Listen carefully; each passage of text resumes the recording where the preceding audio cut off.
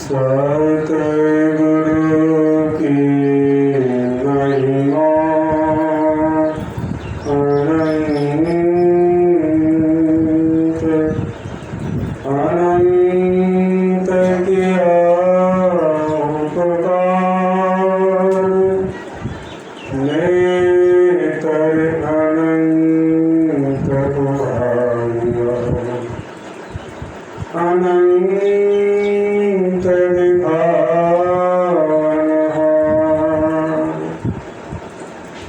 नेतर अनंत उभारिया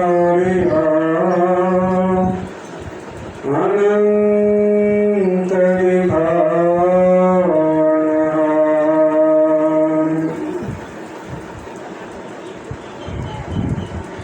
संत पंथ को सुनने आए प्रेमी जन,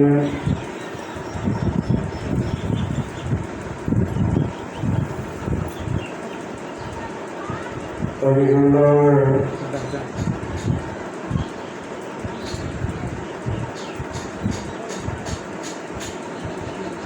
रामचरितमानस से पाठ के रूप में श्रवण किए।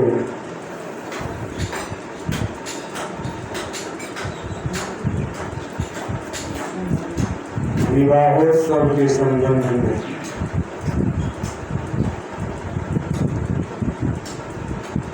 इसलिए सुने कि यहाँ जो सत्संग का आयोजन हुआ है वह भी विवाह के अवसर पर नहीं हुआ। सत्संग के द्वारा शुभ विवाह कर्म संपन्न हो इस ख्याल से यह जो विवाह है शारीरिक संबंध से जुड़ा हुआ विवाह है।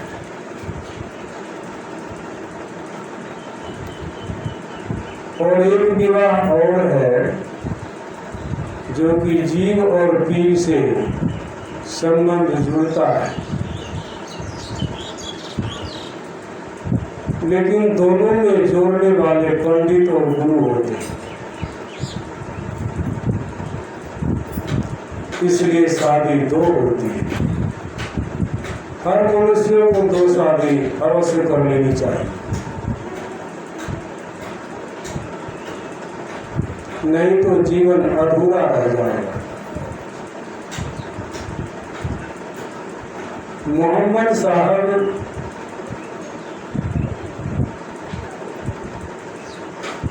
गाड़ी गुफा में बैठकर 15 साल एक हफ्ता सुगम समा का अभ्यास किया था। और जब उनको आत्मज्ञान का साक्षात्कार हुआ था तो उन्होंने हदीस को लिखा और उसमें लिखा है, मैंने अपने जीवन में 7 शादी की है और प्रत्येक मुसलमान को मेरा आदेश है कि कम से कम 4 शादी अवश्य कर लेना चाहिए। संतों की वाणी कैसी है? तो जैसे आप लोग ब्लॉक में ऑफिस में किसी कागज को लगाने जाते होंगे तो उस पर वहाँ के लोग मोहर लगा देते हैं। मोहर के अक्षर उल्टे होते हैं, लेकिन जब कागज पर छप जाता है तो वह अक्षर सीधा हो जाता है। ठीक उसी तरह से संतों की वाणी है। वे सुनने में बड़ा अटपटा लगता है, अक्षर उल्टा है, लेकिन जिस मनुष्य के जीवन में उतर जाए तो उसका मनुष्य का जीवन सार्थक और सीधा हो जाता है। उन्होंने इसलिए अपने संबंध में कहा मैंने 7 शादी की है से तात्पर्य परमात्मा के पास जाने में 7 मंजिल है और अपने शिष्यों को उन्होंने आदेश दिया कम से कम 4 मंजिल अवश्य तय कर लेना चाहिए। लेकिन शिष्य ने समझा ही नहीं, इस्लामियों ने समझा नहीं, जिसके कारण एक पत्नी के साथ शादी के बाद यदि 12 या 16 बच्चे हो जाएं तो फिर से शादी करना पड़ता है। दूसरा करे तो कर भी ले, लेकिन उसी पत्नी से शादी करना पड़ता है। फिर से उतने बच्चे उसको जन्म देंगे, अथवा वह संसारिक भाव से एक फैक्ट्री खोल दिया है। इसको संतों ने नहीं माना। हमारे सूफी संत कहते हैं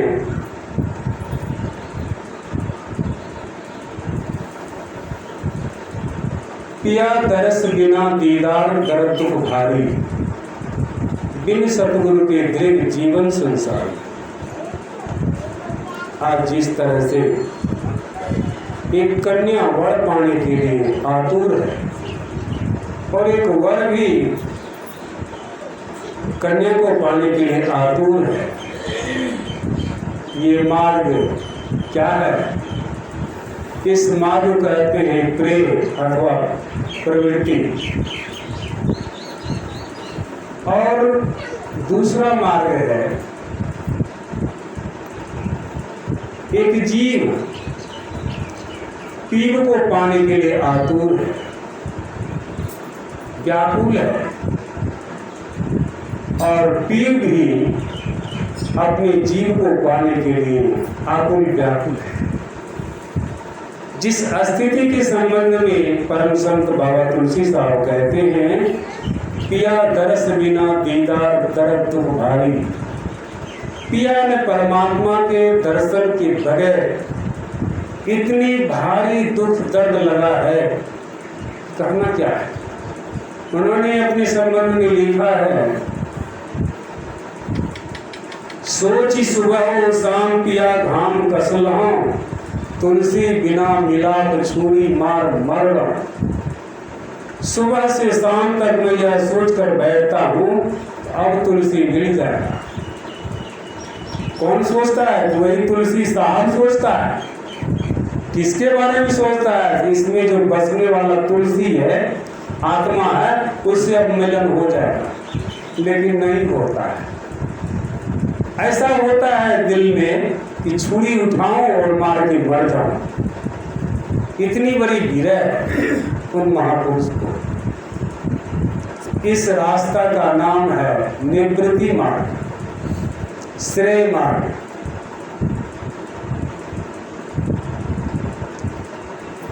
और एक संत दादू दयाल जी का नाम सुने होंगे। उनके शिष्य बहुत थे, उनमें से एक जुगल शिष्य थे। संयोग से उनके पिता माता उनका संबंध कहीं जोड़ दिया था और वह शादी करने के लिए अपने घर से चले, बारात के साथ साथ चले। गुरुजी का आश्रम गांव से बाहर एकांत में था। सब दिन तो गुरुजी के पास जाते थे, सत्संग सुनते थे, ध्यान करते थे, लेकिन एक दो रोज से नहीं गए थे। तो सोचे हम इस होकर के जा रहे तो उतर करके पालकी पर से गुरुजी को प्रणाम कर लेंगे, फिर जाएंगे।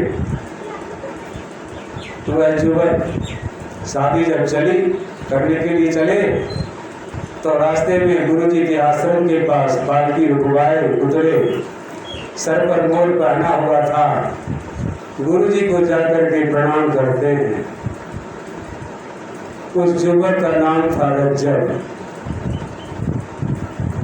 संत दादू दयाल जी महाराज कहते हैं, रज्जब तुम गज्जब किया,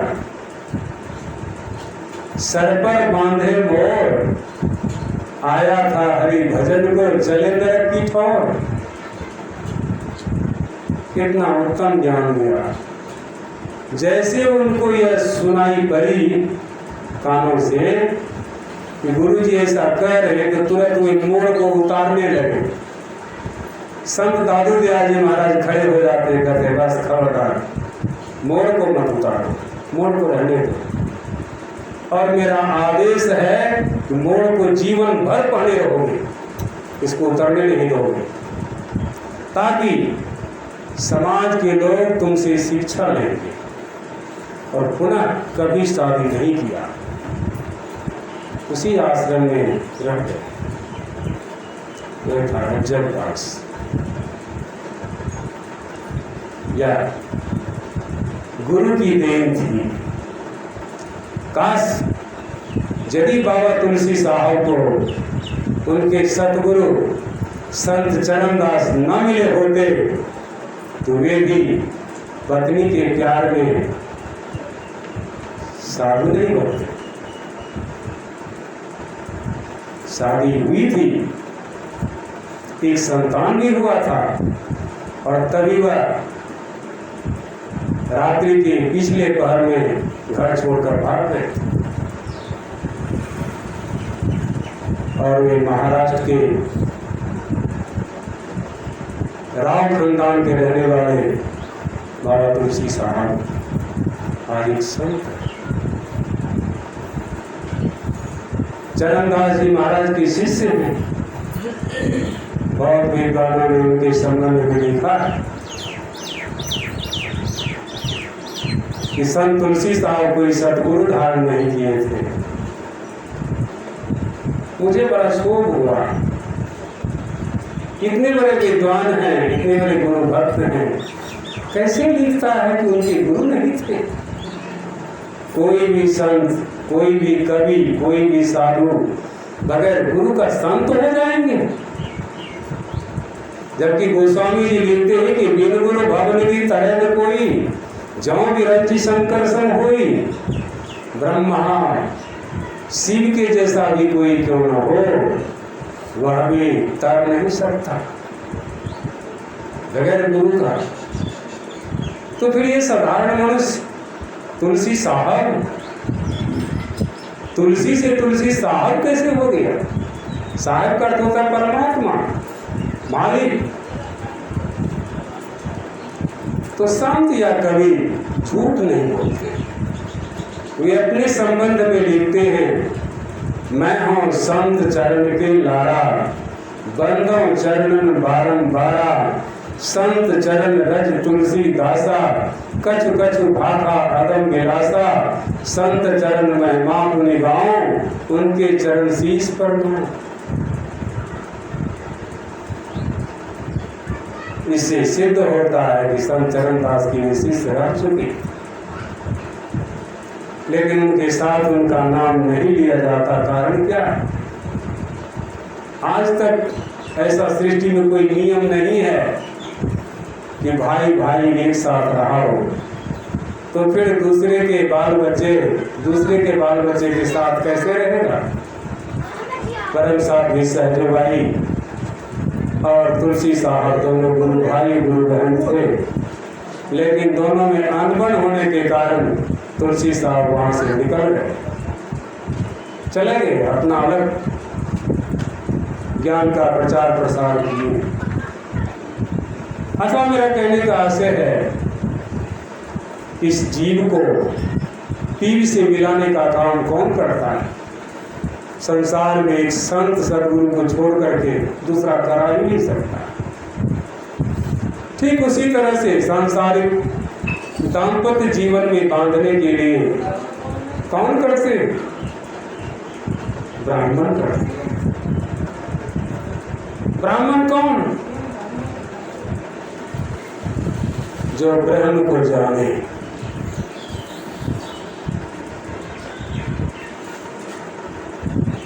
जन्मना जायते शूद्र संस्काराति बीज उच्यते, वेदाभ्यास भवेत् विप्रः ब्रह्म जानाति ब्राह्मणं ततोपरं ब्रह्म विचरन्ति ब्रह्मचर्या।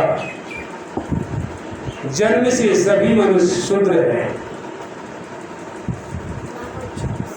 और इस मनुष्य के लिए 16 संस्कार बनाए गए।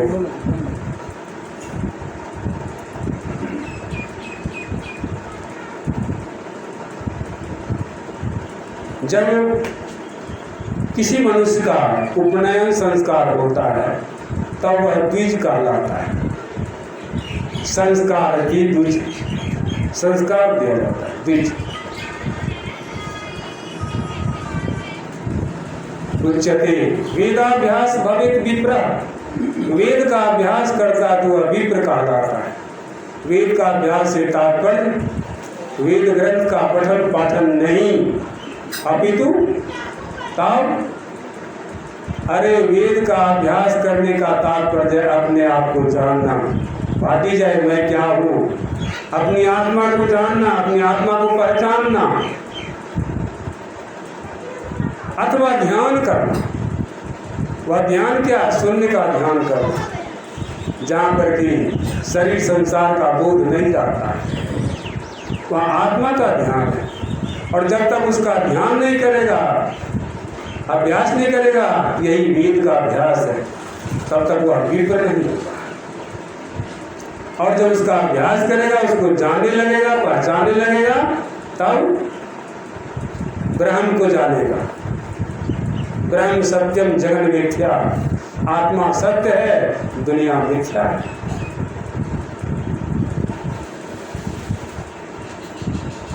ब्रह्म जानाति ब्राह्मणम, तब वह ब्रह्म को जानने लगेगा तो ब्राह्मण हो जाएगा। तदोपरांत इससे जो उपराम होगा, उस ब्रह्म में जो विचरण करेगा, वह दरअसल में ब्रह्मचारी होगा। ब्रह्म विचरन्ति ब्रह्मचर्या। इतना होने के बाद वे यदि किन्हीं को ऐसा संस्कार करा देंगे, उपनयन संस्कार करा देंगे, तब उसका विवाह संस्कार भी करा देगा तो वह मान्य होगा। लेकिन विवाह संस्कार को आजकल लोग मजाक बना दिए, खेल समझ लिए। माला का फेर बदल किया, सिंदूर दान कर दिया हिंदू धर्म में। उसके बाद क्या करना है, किसको गवाह रखना है, किसके साक्षी मानना है, इस सब का कोई नहीं।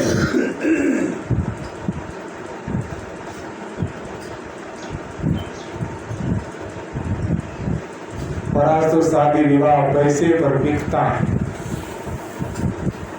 पंडित को भी 5 के जगह पर 10 दे दीजिए, वो भी खुश। लड़का को भी 1 टका के बदले पर 1 लाख दे दीजिए, वो भी खुश। लेकिन क्या हुआ, कैसे हुआ, कहाँ हुआ, क्यों हुआ, क्या कारण था, इस सब का कोई ज्ञान नहीं। लेकिन हाँ, आपका होनी जो है उसको कोई नहीं टाल सकता। उसी रामचरितमानस में आया है, मुनि वशिष्ठ और पंडित ज्ञानी सोधी के लगन धरी। जिस राम का विवाह हुआ जानकी से, सीता से, कितना लोग उन पर विचार किए थे, कितना ढंग ढंग से उनकी शादी हुई, कितनी जात बारात के साथ शादी हुई, लेकिन सुख लिखा नहीं था। अंततोगत्वा वनवास लिखा ही हो गया, वनवास चला ही गया। क्यों? तो दशरथ के सिर पर तो श्रवण के माता पिता का श्राप मरा रहा था, उसको कहाँ दे आता? जिसका भविष्यवाणी सतगुरु मातंग ऋषि पहले कर चुके थे। दशरथ को संतान लिखा नहीं है, लेकिन उनकी शादी 3 होगी, परंतु किसी ऋषि का श्राप करेगा तब उसको 4 गो संतान होगा। 1 2 तो हो 4 गो में होगा। ऋषि का श्राप को मिटाने के लिए होगा। वही श्राप के चलते दशरथ को 4 पुत्र होता है। पुत्र भी जवान होता है, गुरु के माध्यम से जनकपुरी जाते हैं और वहाँ उनका धनुष भंग होता है, उसमें उनकी शादी होती है। शादी करके भी घर आते हैं। घर में आकर के अब जो है यहाँ पर युवराज पद पर घोषित होने वाले हैं। इसी बीच में मंथरा उसके पत्नी का कैकेयी का नाम मन बदल देते हैं और वह श्राप जो मरना रहा था सो उसके सामने आकर मौजूद हो जाता है। वह वचन देता है, तुम जो कहोगी वही मैं करूँगा। पत्नी के वचन में बद्ध होने के कारण पुत्र को त्यागना पड़ा। राज को भरत को देना पड़ा, जबकि उसको नहीं देना था। युवराज पर से उनको घोषित होता, देना पड़ा। और उसी के वनवास गमन में, इस शोक में दशरथ जी का देहांत हो जाता है, निधन हो जाता है।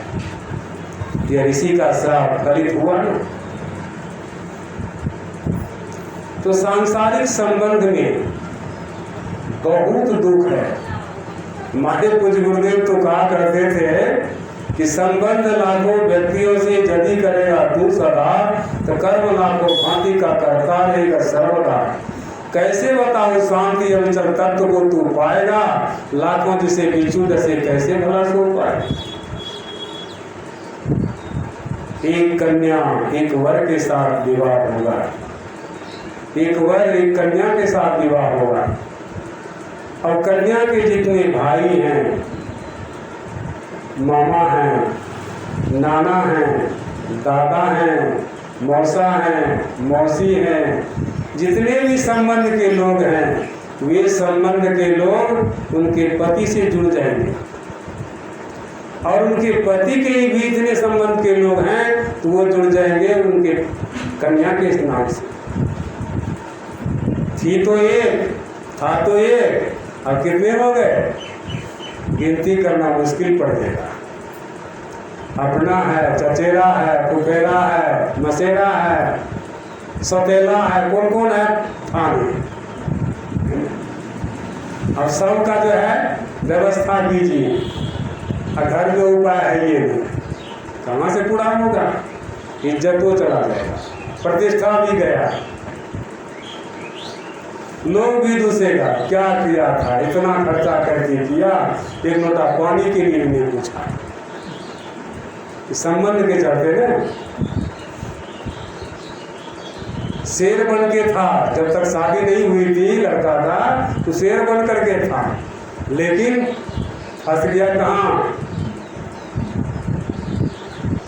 आराम से फंस गया, बड़े प्रेम से फंस गया। आप लोग देखे होंगे दशहरा के समय में जो लोग बलि चढ़ाते हैं ना, पठवा को धो देते खूब बढ़िया से साबुन लगाकर, खूब पानी से नहलाते, उसके बाद उसके सींग में तेल लगा देते, उसके बाद उसके गले में अड़हुल फूल की माला या कनेल फूल की माला पिन्हा देते हैं। और उसकी बाराती में कौन बैंड बाजा आता है, चमड़ा बाजा, पिपीवर, मसक बाजा, और उसके पीछे पीछे बाराती टहलते जाता है। आगे आगे वो दूल्हा राजा जिसके गले में हल्की सी रस्सी बंधी हुई है, जो उसके साथ पकड़े हुए जाते हैं। पूरे सगे संबंधी बाल बच्चे के साथ देवी के मंदिर में ले जाते हैं। पाठा भी सोचता है कि आज मेरा सौभाग्य है, सब बेवकूफ हमरे पीछे चला है। ऐसा बराती बेवकूफ है कि हमरे पीछे पीछे चलता है, हमको सबसे आगे रखता है।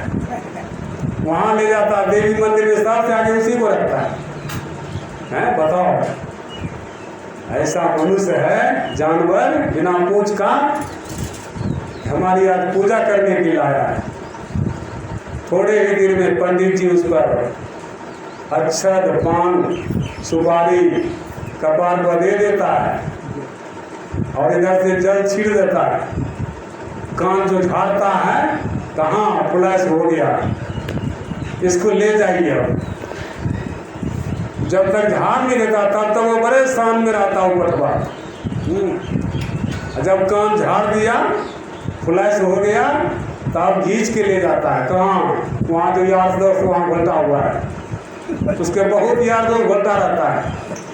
ले गया, मगर में घुसा दिया, ऊपर से कल्ली ठोक दिया किल्ली, और इधर टांग पकड़ के खींचे हुआ है, और उधर से ठोक कत्ता लेके खड़ा रहता है खर्ग, एक के 6 में 2 टुकड़ा। कैसा शादी हुआ, पटवा का कैसा शादी हुआ, देख लिए ना। ये तो शादी हुआ तो चट मंगनी पट ब्याह हो गया, लेकिन मनुष्य का जो शादी ब्याह होता है यह जैसे नमक दे दीजिए सब्जी में और चूल्हे पर चढ़ा के झाँप दीजिए, धीरे धीरे धीरे सीजते सीजते सीजते गल जाए। ठीक उसी तरह से विवाह से पूर्व लड़का या लड़की, देखिए कितना सुंदर है, शादी हुई और उसके बाद जब उससे संतान होना शुरू हुआ तो चेहरा देखने के लायक भी नहीं रहता है। पुरानी में तो लगता है कि अलकतरा का जो ग्राम में है, रोड किनारे जो पिचका रहता है, वैसा ही मुँह हो जाता है। कहाँ गया वो रौनक, सब निकल गया, सामने टहल रहा है। अब वही जो सामने टहल रहा है उसका भी वही हाल होगा। और उसके बाद यदि माता पिता नहीं माने, वो युवक युवती नहीं माने, हम भी हिस्सा लेके रहेंगे, तब कुटैया भी होगा, वही बाल बच्चा कुटैया भी करता है। उल्टे से ब्याह भी कर दीजिए शौक शान से, और फिर कुटैया भी खाइए। यही है सांसारिक विवाह।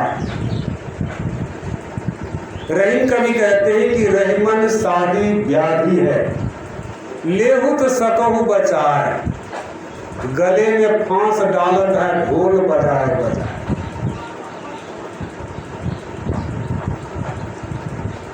यह लेकिन हाँ, सामाजिक रीति से, सामाजिक नियम से और जो अनैतिक मिलन है उससे अच्छा है। समाज में कुरीतियाँ ना आ जाए, समाज बदचलन ना हो जाए, इसके लिए दाम्पत्य जीवन, शादी विवाह ठीक है, परंतु साथ साथ उसको आध्यात्मिक ज्ञान भी देना चाहिए। जैसे राम को आध्यात्मिक ज्ञान दिया गया था, किनके द्वारा? विश्वामित्र के द्वारा। अब विश्वामित्र तो उतना ज्ञान नहीं दे पाए थे जितना कि उनके कुल गुरु वशिष्ठ मुनि दिए थे। वशिष्ठ मुनि के बताए जाने पर वे ध्यान भी करते थे, लेकिन विश्वामित्र से ध्यान नहीं हो रहा। विश्वामित्र वे धनुर्विद्या के गुरु थे, और वही दूसरा अवतार जब कृष्णावतार हुआ तो उसमें उनके 3 गुरु हो गए। एक तो अक्षर बोध कराने वाले संदीपन मुनि, शस्त्र विद्या सिखाने वाले दुर्वासा मुनि, और आत्मज्ञान का उपदेश देने वाले गर्ग मुनि, भगवान कृष्ण के 3। उनको आत्मज्ञान हुआ तो उन्होंने आत्मा का ध्यान किया।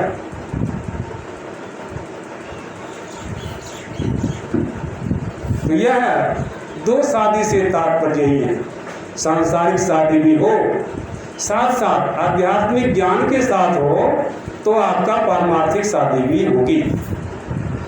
और पारमार्थिक शादी करने के बाद ही आपका जीवन पूर्ण हो सकता है। मनुष्य जीवन की सार्थकता और सदुपयोगिता सत्कर्म में है। विवाह को एक त्योहार, एक पर्व, एक पुनीत कर्म, पूजा की दृष्टि से देखना चाहिए, ना कि विषय की दृष्टि से। लेकिन आज के संसारी मनुष्य 99 कही है कि 100 कह लीजिए, विषयात्मक भावना से लोग जीते हैं। विषय कामी की तरह जीते हैं। लेकिन ऋषि मुनि ने इसको आध्यात्मिक मंदिर बनाया है। इसको बहुत अच्छे से सजाया, अभी भी आपके सामने सजाया गया है। कितना सुंदर मारुति में परमान जी महाराज गाते हैं, जो आप लोग अंतिम में गाते हैं, आरती तन मंदिर में कीजिए, आइए रत कीजिए, रत बना प्रेम प्यार मोहब्बत कीजिए, तन मंदिर में कीजिए। तन मंदिर में कौन है? आत्मा राम है। उस आत्मा राम से आप प्यार कीजिए, रत कीजिए, प्रेम कीजिए, मोहब्बत कीजिए। कैसे कीजिए? तो दृष्टि जुगल, अपने दृष्टि के धारों को जो बाहर जा रही है उसको रोकिए, अंदर में जोड़िए, एक जगह इकट्ठा कीजिए। यहाँ दो का मिलन होगा, एक गर्म नारी एक ठंडा नारी, दोनों का मिलन होगा। यही तो विवाह है, जीव और पीव का विवाह है। जैसे विवाह के मंडप पर एक कन्या होती है, वह ठंडा नारी है, एक पुरुष होता है वो गर्म नारी, दोनों का मिलन होता है। ठीक इसी तरह से यहाँ आपके दोनों भाग में जो नाड़ी चल रही है, एक बाईं एक दाईं, इन दोनों के धार को जोड़िए, तब क्या होगा? तो सुषुम्ना नाड़ी चालू हो जाएगा। ये दोनों मिलकर के सुषुम्ना नाड़ी चालू हो जाएगा, और वहां से आपका ईश्वरीय दाम्पत्य कार्य शुरू होगा। ईश्वरीय दाम्पत्य कार्य कैसे होता है? दृष्टि जुगल कर सन्मुख दीजिए,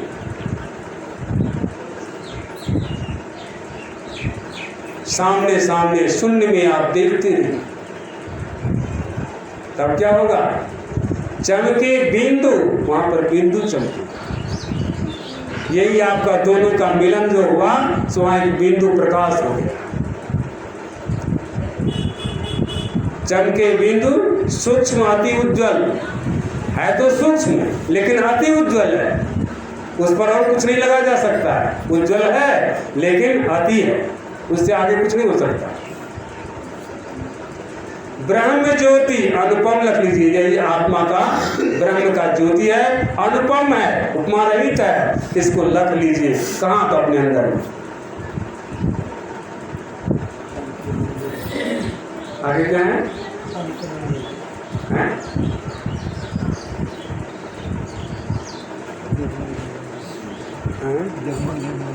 हाँ, वहां पर जगमग जगमग ज्योति रूप ब्रह्मांड है।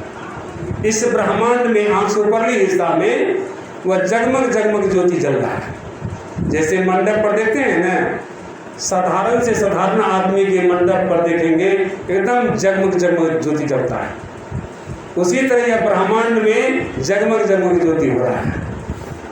और जहाँ ज्योति हो रहा है वहाँ शब्द भी हो रहा है। संत कबीर साहब अपनी वाणी में कहते हैं,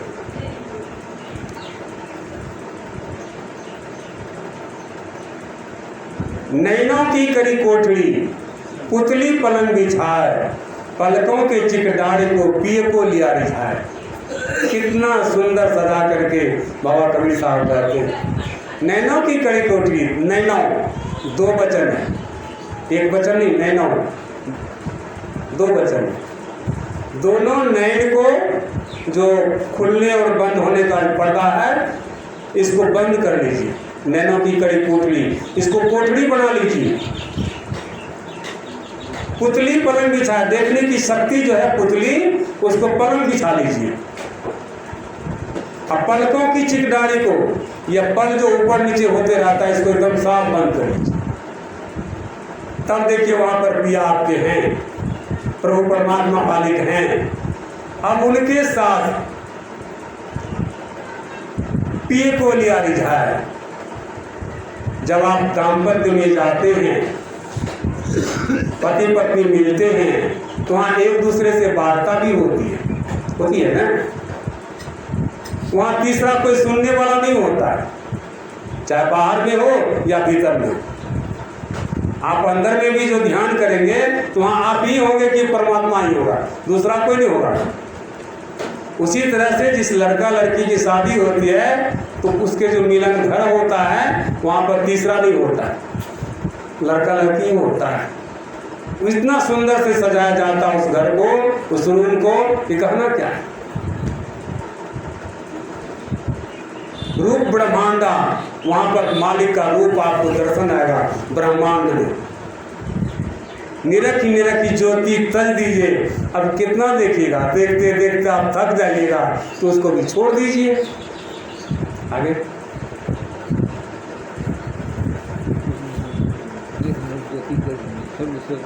तब वहाँ से आप शब्द सूरत का अभ्यास शुरू कीजिए। वहाँ जो शब्द बातचीत हो रही थी वह शब्द ऊपर से मालिक की आ रही थी, उसको आप सुनने का कोशिश कीजिए, लेकिन जैसे तैसे मत सुनिए। जो सुनाने वाले गुरु हैं उनसे आप इसको सीखिए और तब सुनिए।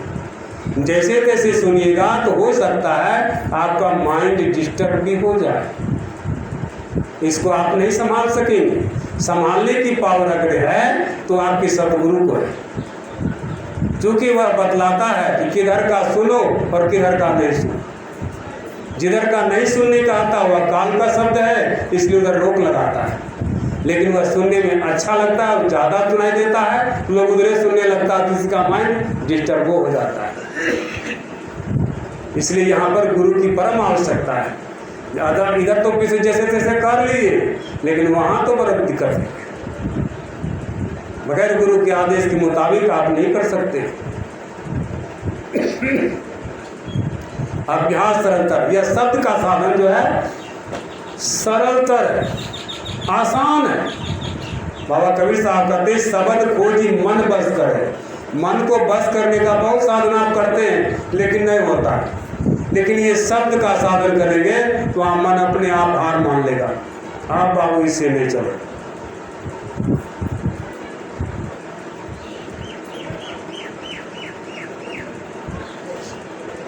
अभ्यास सरलता। आगे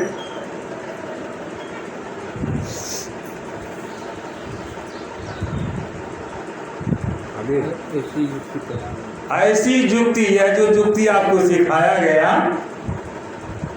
बाबा कहते हैं कि यह युक्ति जो सिखाया गया इसी गढ़ को त्यागने के लिए, इस काया रूपी गढ़ को त्यागने के लिए, यहाँ पर काया शरीर को भी आप छोड़ दीजिए। आप मालिक में मिल गए, आपका शरीर अपने आप जगह पर पड़ा हुआ है। भव ब्रह्म भेद सकल मल छीजे, सारे मल को धो के हटा दिया। ये भव का मल जो था इसको धो के हटा दिया, ये शरीर का जो मल था इसको भी छुड़ा दिया। अब सिर्फ ब्रह्म ही ब्रह्म रह गया है। आप भी ब्रह्म हैं, अब ब्रह्म तो ब्रह्म ही है, ब्रह्म में मिलकर के आप ब्रह्म हो गए। इसलिए लिखते हैं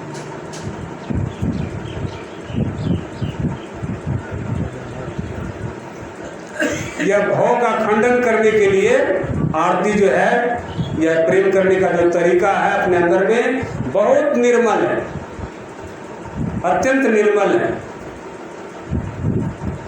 कड़ी में ही अमृत रस पीजे, इसको करने में कभी कहते हैं अमृत रस का पान मिलता है, अमृत रस पीते हैं। तो अमृत भी चार तरह का, एक अमृत अमृतम शिश्रेवन्ही, अमृतम क्षीर भोजनम, अमृतम राज सम्मानम, अमृतम प्रिय दर्शन। ये चौथा अमृत जो है प्रिय से प्रिय तत्व का दर्शन। आपको अपनी आत्मा से बढ़ के कोई प्रिय नहीं हो सकता, उसका दर्शन हो गया, निहाल हो गया। इसलिए दो शादी करने के लिए सलाह देते हैं। सांसारिक शादी भी हो गई, संकल्प बना रहा, संयमित से हमारा जीवन भी जिए, और आध्यात्मिक शादी भी हुई जिसमें कि हम आत्मा परमात्मा से मिला करके अपना काम बना लिए। हमारा आपका यह मनुष्य का जीवन सफल हो गया और सार्थक हो गया।